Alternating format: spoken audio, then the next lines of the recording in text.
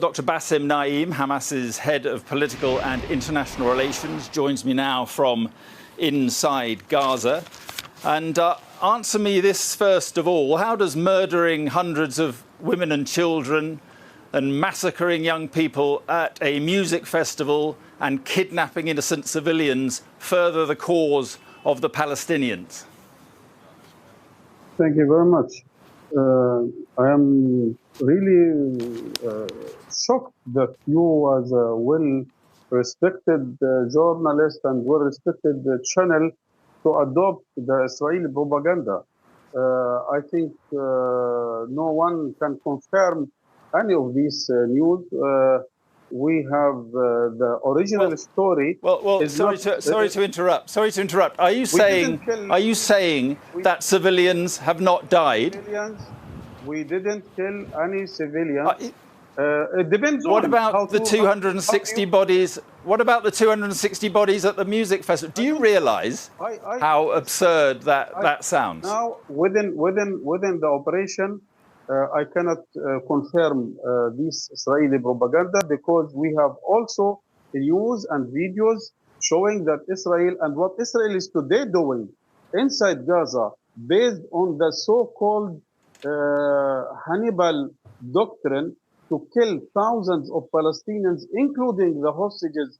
And this is an adopted doctrine by the Israeli army. Hang on. Israel is just sorry to interrupt you, but Israel says more than 700 civilians have been killed. They have been appearing at hospitals, in morgues. The Israeli military have released pictures of some of the 260 bodies at a music festival. Are you really expecting us to believe that you have not killed civilians? No, we don't have killed any civilians. But I have to say, I have to tell you, as a well-respected journalist, we have also to redefine what does it mean a civilian. I cannot consider a settler in the occupied West Bank who is stolen my hand, carrying guns, burning the city of Hawara is a civilian. We cannot continue anyone who is sitting around the borders, working on cyber and artificial intelligence to control and besiege 2.3 million on the biggest open prison as a civilian. I think. Well, listen, we hold Israel to account. Just sorry to bother you. Sorry to interrupt.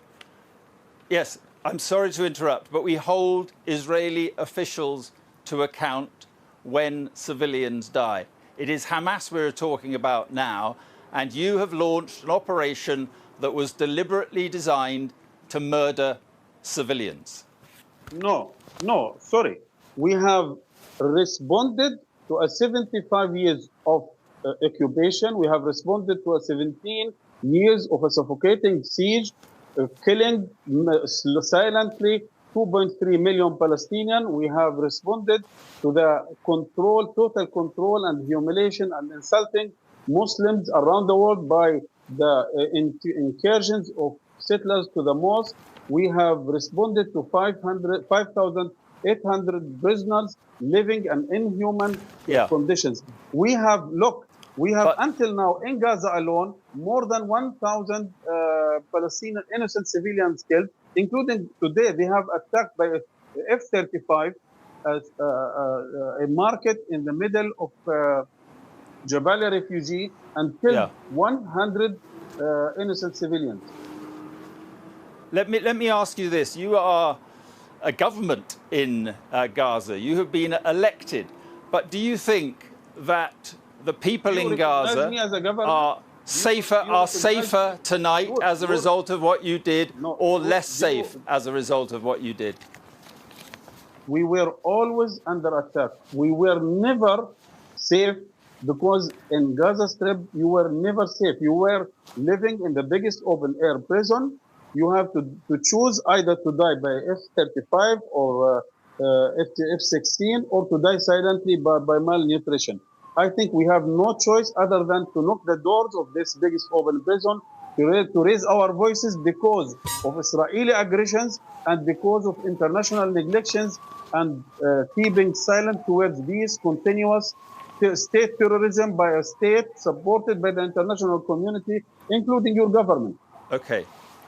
Answer me this. Answer me this. Did Iran play a direct role in this attack?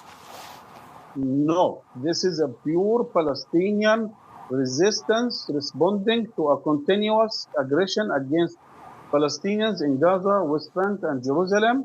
But at the same time, we are welcoming any support to our resistance from Egypt, from Qatar, from Syria, from Iran, from UK if they want. We are welcoming any support. But I can guarantee you no Iranian or any other military activities involved in this attack. Let me ask you about the hostages. Can you tell me how many hostages you have inside Gaza? Now, during the operation, I cannot tell you any exact numbers because still we are in the operation. The situation is very serious, very dangerous. The people taken to different places, also from different groups. What I can reassure, what can I say? What I can say, sorry. First of all, they will be treated in a human way, in a proper way, in a dignified way. We will try to secure them as much as we can, but based on what we see this night, maybe you have seen what happened tonight in Gaza, we might lose some of these hostages because of the Israeli attacks and bombardment in the middle of the city of Gaza City. But numbers. Right. But could you guarantee? Sorry to interrupt you, but on that point, can you guarantee that these hostages will be safe from harm from you? 100%, I can guarantee this, because we have, first of all, the first message taken from the chief commander, Muhammad Ubaif, was clearly, don't kill elderly, don't kill women, don't kill children, treat hostages in a proper, human, dignified way. Second, we have the experience with Gilad Shalit, and a lot of videos, we have seen it later on how the people, our people, how treated Gilad Shalit inside the jail, very human. I hope that our prisoners in the Israeli jails can enjoy 10% of what we have offered to Gilad Shalit when we might be offering to these new hostages. Let me ask you this. Do you realize that with this attack and these atrocities, you will have alienated many people who have sympathy for the Palestinian cause? You may well have set back the Palestinian cause by many years. No. Look, we believe very strongly that millions, billions of people around the world supporting our just cause and will support and will continue supporting our just cause. They know that this resistance is a just resistance against an operation of 75 years. They know that this is the rule of war. Sorry, we are not playing with my point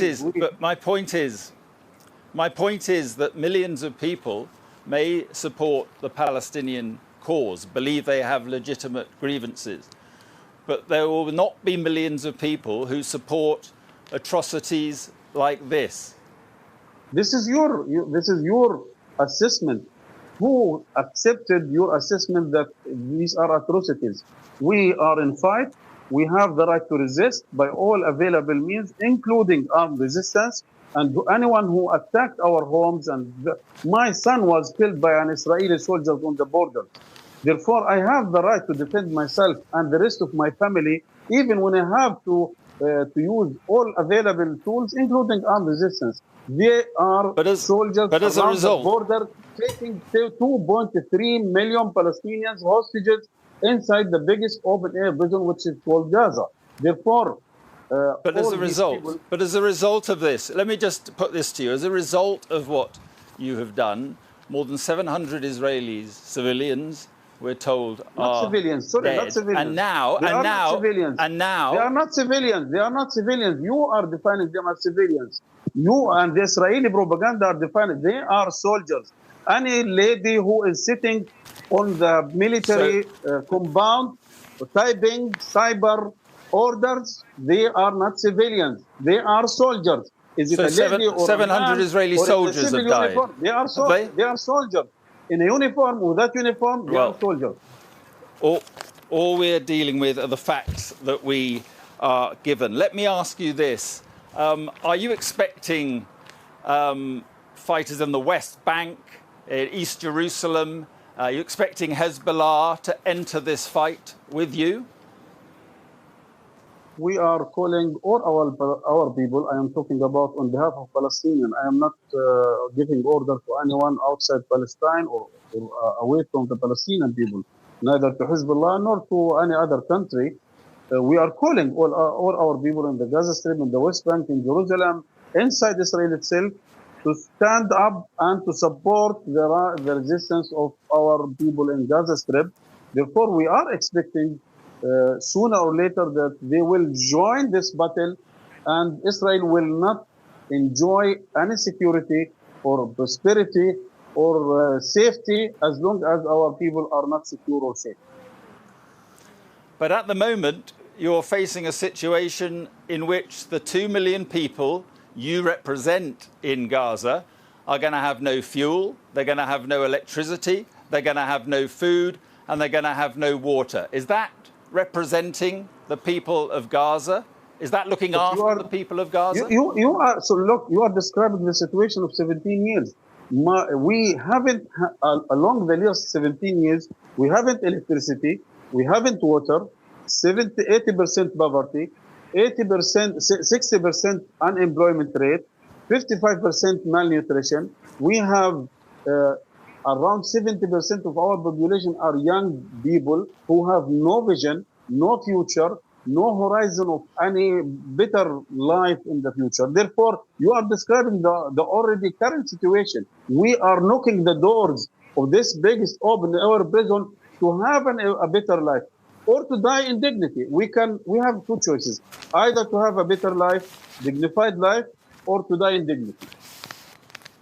Let me just ask you this. What has this appalling attack in southern Israel and so many deaths, what has this achieved for your organisation or the people of Gaza?